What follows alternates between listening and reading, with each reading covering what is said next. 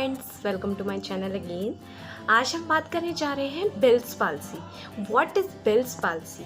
Bells palsy क्या होता है और बेल्स पाल्सी के कॉज क्या क्या हैं, डायग्नोसिस, पैथोलॉजी, इन सब के बारे में आज हम बात करें।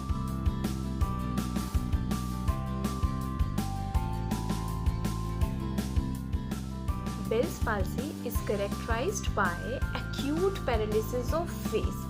जो फेस होता है उस पर एक्यूट पैरालिसिस हो जाता है और किस वजह से होता है? इन्फ्लामेशन ऑफ फेशियल नर्व और swelling. Bell's palsy. It is characterized by an acute paralysis of face related to inflammation and swelling of the facial nerve within the facial canal or the stylomastoid foramen. It's usually unilateral, rarely bilateral, and may occur respectively. Bell's palsy जो होती है वो acute paralysis होती है। इसको हम treatment देके ठीक भी कर सकते हैं। इसमें इन्फ्लामेशन और स्वेलिंग होती है फेशियल नर्व की, वो भी फेशियल कैनाल के अंदर या फिर स्टाइलोमेस्टॉइड फोरामेन के अंदर।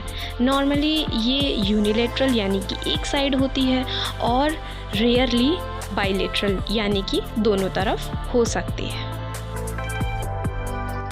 पाल्सी में फेशियल मसल्स इन्वॉल्व होती हैं, बट हम बात करने जा रहे हैं कुछ मेन मसल्स जो कि इन्वॉल्व होती हैं बेल्स पाल्सी में। तो वो कुछ इस तरीके से।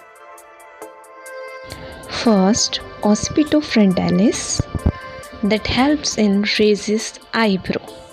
Second, orbicularis oculi helps in closes eye. Third is corrugator and procerus, which helps in wrinkles skin between eyebrows and frowns. Fourth, zygomaticus major and minor, levator annuli oris, levator labii superis. These all helps in raises the corner of the mouth and upper lip. जो हमारा mouth का corner होता है उसको raise करने में और upper lip को रेज करने में हेल्प करती है। And next one is buccinator, keeps the cheek against the teeth during mastication or sucking without it. Food is trapped between the cheek and teeth, which is functionally highly restricted. Next one is orbicularis oris that helps in closes the mouth.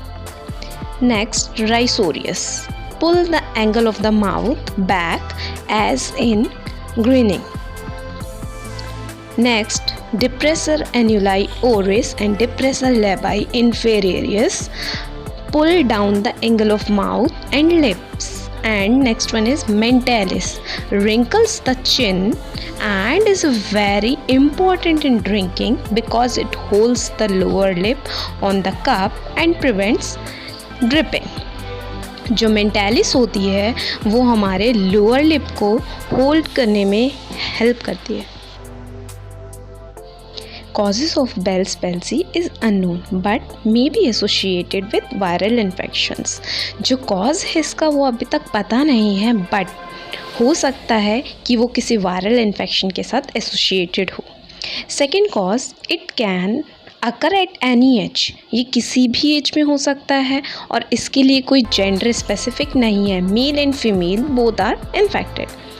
And third one is, in some cases a family history of the condition is evident.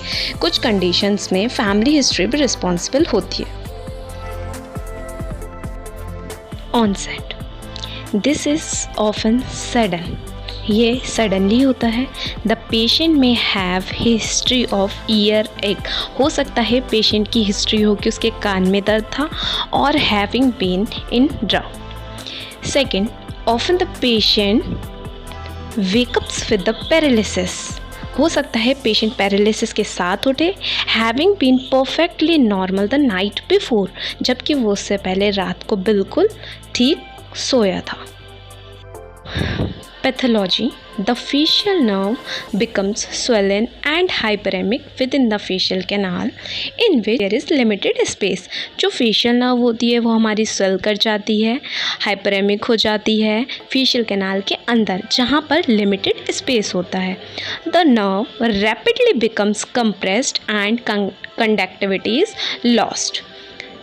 Limited space में जब nerve swell कर जाती है तो उस facial canal के अंदर nerve बार बार rapidly compressed होती है, कॉन्टिन्यूसली कंप्रेस्ड होती है, जिसकी वजह से कंडक्टिविटी लॉस्ट हो जाती है. Clinical features of Bell's palsy. First, loss of facial expressions.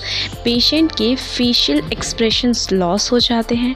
Second, drooping the face, lower eyelid and eyebrow and corner of the mouth. जो आईलिड होती है वो ड्रूप हो जाती है, आईब्रोज वो ड्रूप हो जाती है और corner of the mouth droop हो जाता है. And closing the eye is difficult. Patients को आइज़ क्लोज करने में डिफ़िकल्टी होती है.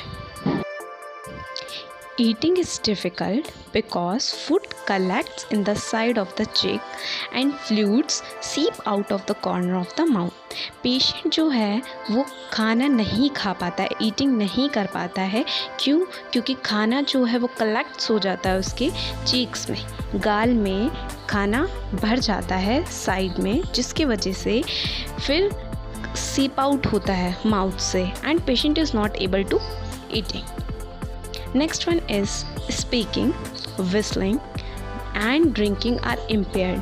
पेशेंट क्लियरली बात नहीं कर पाता, पेशेंट सीटी नहीं बजा. Next, non verbal communications. वो कम्युनिकेशन जो हम बिना बोले करते हैं वो लॉस्ट हो जाती है. Patient is not able to do non verbal communications like registers pleasure, laughter, surprise, interest or worry. These are some expressions which can be given by the facial expression. So patient is not able to do these expressions. Next, the patient tends to sit with the hand over the side of the face. Due to these problems, patient feels shy and patient is not able to sit without hesitation. So patient क्या करता है, अपने face को hand से cover कर लेता है.